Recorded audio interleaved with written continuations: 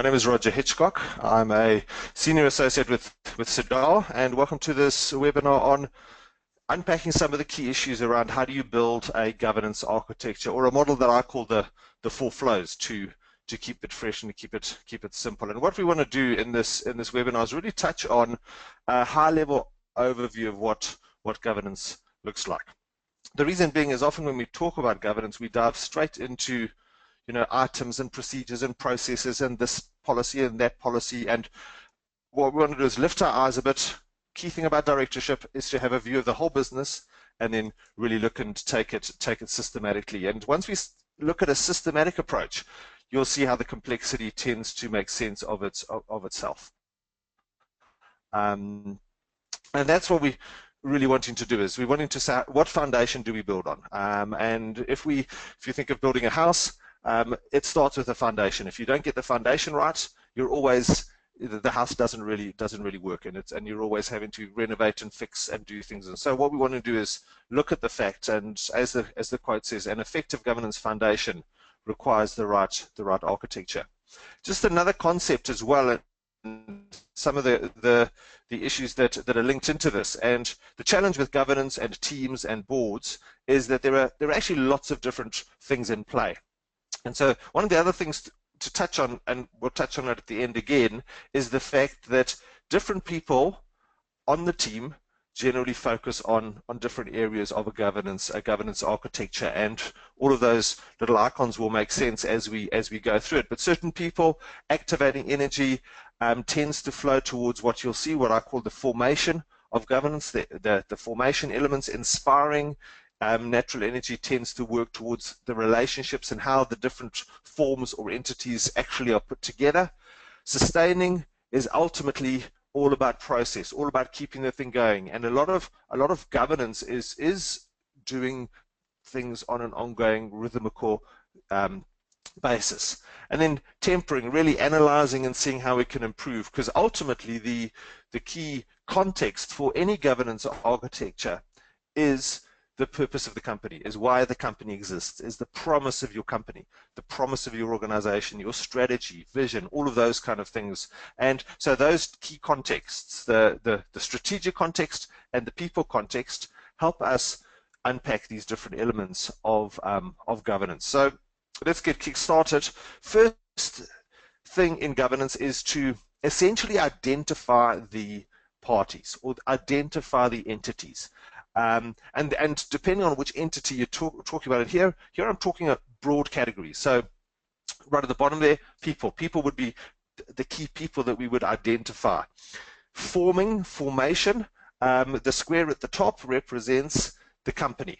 And so throughout this presentation, if there's a square or something, a square or a rectangle, it represents a company. The first thing we've got to do is we've got to form that, and obviously certain governance elements, legal elements, go into that. The MOI of the company, Memorandum of Incorporation, some of the key rules and policy frameworks, and then the circle in the middle represents the board of a company, the board and its committees. And often what happens is we may have a company properly formed, but we don't establish the right entity to govern that company. And so we would establish the entity of the board through the likes of a board charter, committee terms of reference, and really looking at those elements. And so it's really formation, establishment, and identity. Is firstly, it starts with understanding who's who in the zoo, in a sense, identifying the different roles that different parties play.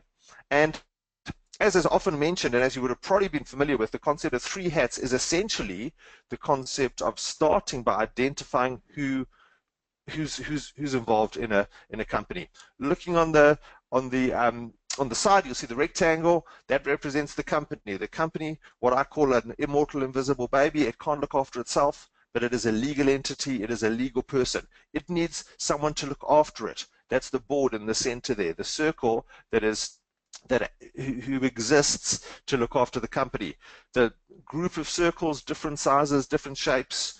Well, not different shapes, but different sizes at the top. Those are the scattered community of shareholders. Now, obviously, in many contexts, it's one or two, but in many contexts, it's also numerous. And as organizations grow, so shareholders, normally expand. And then the triangle at the bottom representing the management of the company. What actually has to happen and be structured within the company in order to perform the functions. And so once you've got the entities, second step is to say, well, how do those entities or those parties relate to one another? And so starting with the company, at the top, it's important to form that in the right way, and then to establish the relationship, firstly, of the board to the company through a board charter, and then the board would separate its roles and responsibilities into committees.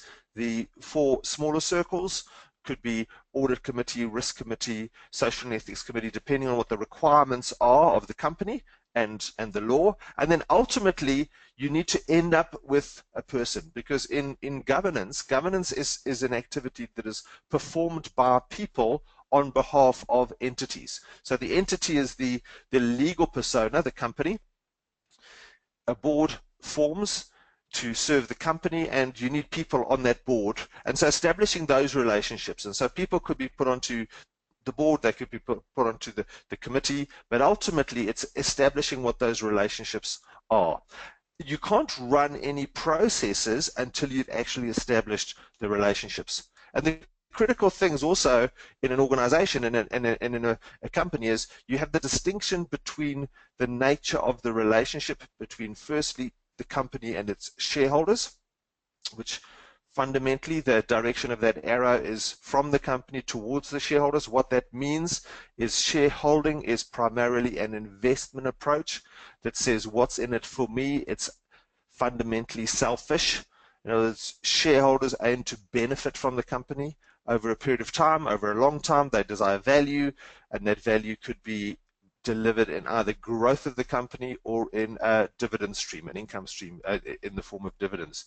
Directorship is exactly the opposite. It is selfless. Directors are legally appointed and legally required to act in the best interests of the company. And so many people sit with 2 relationships to the company, and they're 2 fundamentally different relationships. And we've got to first recognize the relationship before we can manage the relationship. And then the relationship between the board and management, the triangle, is essentially the board informs or provides a mandate, essentially tells management what to do through its policy framework and through the way that it acts. And so the board is the crux of a company.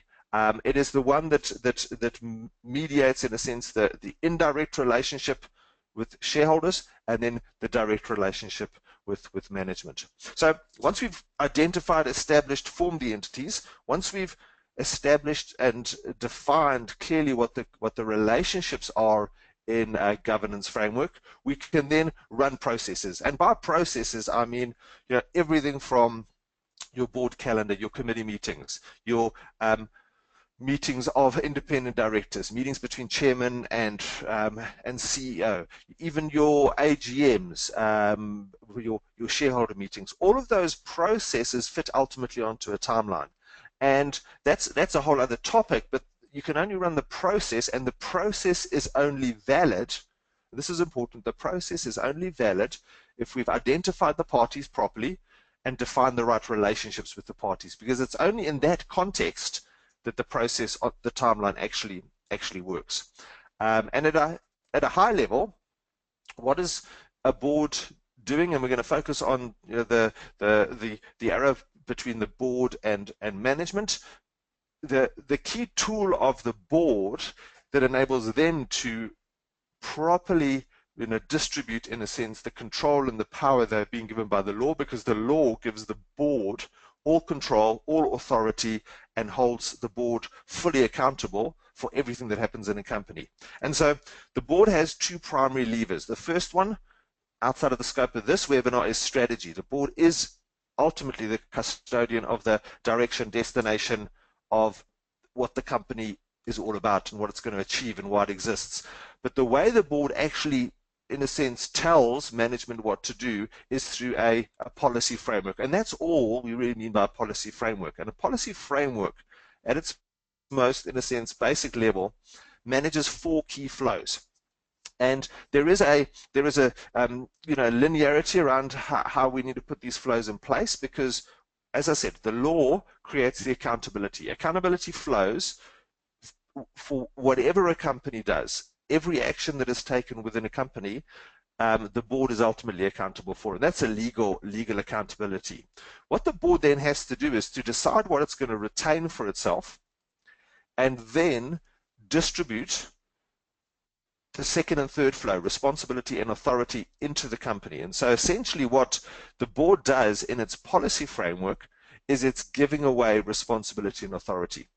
Ultimately, in a small company where the board is effectively running the company, they would do a lot of the distinction of the line between governance and management is not that clear, because there's a lot of overlap. But as companies grow and develop, so it's important to separate out and to build a better framework for responsibility and authority. And it starts at a high level, the broad policy framework of the organization, and it's broken down depending on how the company is structured, regionally, functionally, into different teams, and ultimately it ends up with a person, because responsibility and authority can only be given to a person.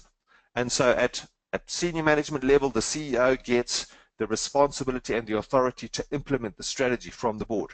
They break it up into different functions, so normally marketing and sales, operations, finance. They would break up the responsibility and authority they've been given into various parts and give it to other people. Those people in their teams would then, in a marketing department, would maybe break it down regionally or break it down into different functions depending on how that business model is structured. And each person throughout the whole hierarchy essentially is receiving responsibility and authority, retaining some and giving away the rest. And a healthy governance framework gives away all of the responsibility and authority throughout the company. Obviously, we can't leave it there, because if we only have three flows, we have an imbalance. And one of the biggest challenges in organizations is, well, how do we then hold people accountable for the responsibility and authority that they've been given? And that's where the word disclosure comes in. So the fourth flow is disclosure that goes right from the very bottom of the company, the bottom of the triangle, from the lowest level workers in a sense, and it's their disclosure up through the organization that manages the communication flow back right from the bottom back up to the top, and is also in the best sense possible filtered as the information goes up. The board doesn't need to know what every single worker, every single employee has done every moment of every day, but what they need to know is they need to get the right information so that they can make decisions at a strategic level and then push those down again through the responsibility and authority. And so the four flows, in a sense, is like a company breathing. It's breathing out, responsibility and authority flows down, it breathes back in, disclosure flows back up, it breathes out, and if there's changes and tweaks, that's how organizations flow. And over time, they renew.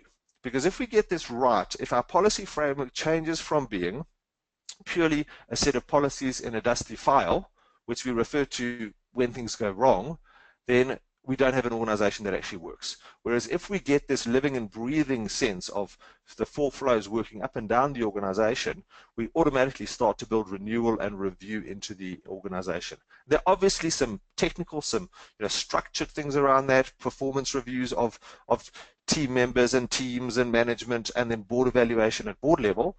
But at the end of the day, a good governance architecture is flexible and adaptable, that it renews on an ongoing basis. And so often what happens, as I said, coming back to the team, if we have a board that is too heavy in certain natural flows, we'll tend to do some things well and other things badly. And so a big part of building the right team is making sure that at the top level of the organization, the board comprises enough people, the right mix of people, to have the right perspective across the four key stages or steps or parts of a governance architecture. Formation, how do we identify, establish the entities, the people, the parties? How do we then ensure that we build the right relationships and manage those relationships on an ongoing basis? What processes do we have to run on a sustainable basis to ensure the thing works in a manner that is responsible and accountable ultimately? And then how do we make sure that on an ongoing basis we're keeping the governance architecture in line with the strategy of the company, the approach of the company, the space that we want to work in, and the purpose that we want to deliver. And so developing a systematic approach to governance makes sure that we don't get lost in the complexity. We can very easily get lost in the complexity of board packs and meetings and information flows and all of those things. When we look systematically at governance in terms of the overall governance architecture, we understand where these different elements flow. Are these things that are formation? Are these things that are relationship-based? Are they processes that we run? And obviously the process element is what we see on a month-by-month basis, but then we need to be renewing and feeding that back into, do we need to identify other parties or amend the entity through amending the MOI? Do we need to build a new set of relationships in the organization, and do we need to filter that into processes so that actually our governance wheel turns and it doesn't just spin, but it actually gains traction and grows and develops and builds the company and is appropriate to the company on an ongoing basis. So thank you. I trust that was valuable, and yeah, we look forward to hearing from you.